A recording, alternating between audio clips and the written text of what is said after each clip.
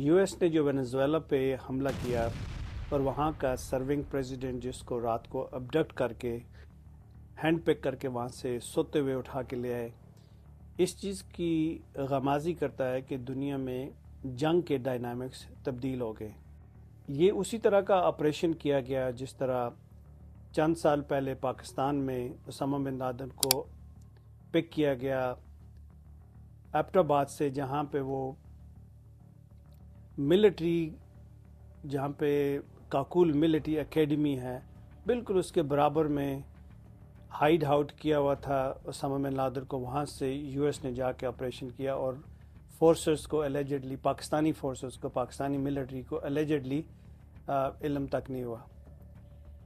اگر آپ اس کو تھوڑا سا ڈائسیکٹ کریں تو ایسا لگتا ہے کہ یو ایس اتنا پاورفل، اتنی مائٹی فورس تیار کر لی ہے کہ اب جنگ کرنے کی ضرورت نہیں ہے۔ آپ جتنے بھی آپ کے سرویلنس سسٹم ہیں ان کو آپ جیم کر دیں اور جا کے اس بندے کو ہینڈ پک کر لیں جو ان کے ساتھ کوآپریٹ نہیں کر رہا۔ اب اس کے پیچھے بہت ساری وجوہات ہو سکتی ہیں۔ China could be a factor, کیونکہ چائنا ڈائریکٹلی وینزویلا سے آئل لے رہا تھا۔ دنیا میں سب سے زیادہ اگر آئل کسی کے پاس ہے تو وہ وینزویلا کے پاس ہے، اس کے بعد سعودی عرب کا نمبر آتا ہے۔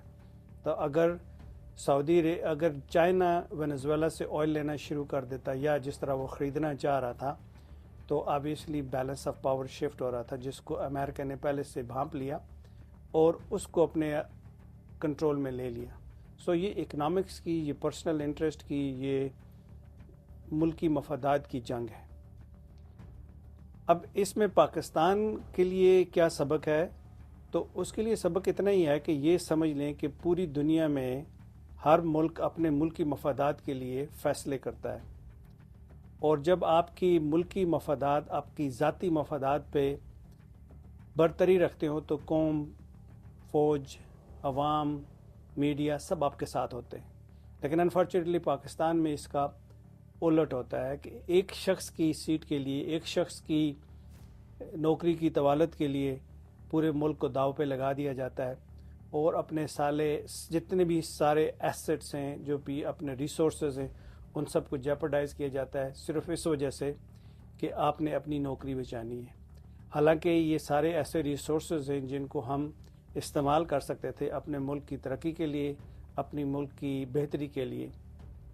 اگر ہم واقعتاً کلیم کرتے ہیں کہ انڈیا ہمارا سب سے بڑا دشمن ہے، تو دشمن اس وقت دنیا کی چوتھی بڑی اکانومی بننے کو جا رہا ہے۔ اس وقت ان کا 5واں نمبر ہے، لیکن چوتھے نمبر پہ جا رہا ہے، اور آپ باٹم میں سے دوسرے تیسرے نمبر پہ بھی نہیں آ رہے۔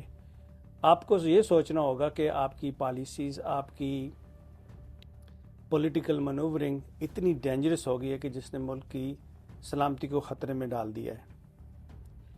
اس کے اگر ہم تھوڑا سا اس کو پیرالل ایکویژن نکالیں، وینزویلا میں وہاں کی جو فوج ہے بے شک نمبرز میں تھوڑی ہے، لیکن نمبر ڈز ناٹ میٹر۔ اگر آپ کے اندر جذبہ ہو، آپ کے اندر قومی جذبہ ہو، قوم کو بچانے کا، اپنے ملک کو بچانے کا جذبہ ہو، تو آپ کسی حد تک کچھ نہ کچھ لڑائی ضرور کرتے ہیں۔ لیکن وہاں پہ یہ چیز دیکھنے میں نہیں آئی، اور رپورٹس یہ آ رہی ہیں کہ وہاں کی فوج جو بزنسز کر رہی تھی، ان میں سے جو مینلی جن بزنسز میں وہ انوالو تھی، وہ تھی پروڈکشن کا بزنس تھا، ایگریکلچر کا بزنس تھا، مینوفیکچرنگ کا بزنس تھا۔ سو ان شارٹ ہر قسم کے بزنس میں انوالو تھے، پیسے بنا رہے تھے۔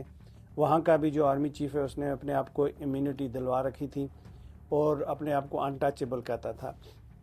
اب دو چیزیں اس سے سامنے آتی ہیں، یا تو یہ ہے کہ اندر وینزویلا کی فوج کے اندر جو لوگ تھے، یہ CIA کے آپریٹیوز تھے، وہ ملے ہوئے تھے، جس کی وجہ سے یہ آپریشن کامیاب ہوا۔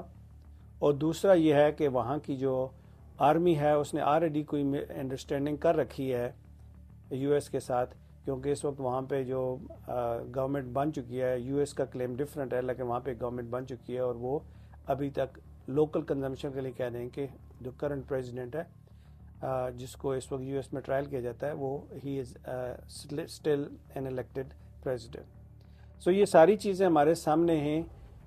اب کی جو لڑائی ہوگی، وہ جنگ ہوگی، وہ صرف زمین پہ نہیں ہوگی، وہ صرف ہوا میں نہیں ہوگی، فضا میں نہیں ہوگی، بلکہ اسپیس میں ہوا کرے گی، کیونکہ ایلان مسک کی تیار کیا گیا جو اسٹار لنک ہے وہ دنیا کے جتنے بھی اسپیس مینوورنگ جتنے بھی آپ کے ریڈار سسٹم ہے اس کو وہیں پہ چیلنج کر کے آپ کو جیم کیا جا سکتا ہے. تو دیکھنا یہ ہے کہ لڑائی کی اس دور میں پاکستان کدھر کھڑا ہے. Thank you. السلام علیکم ورحمۃ اللہ وبرکاتہ.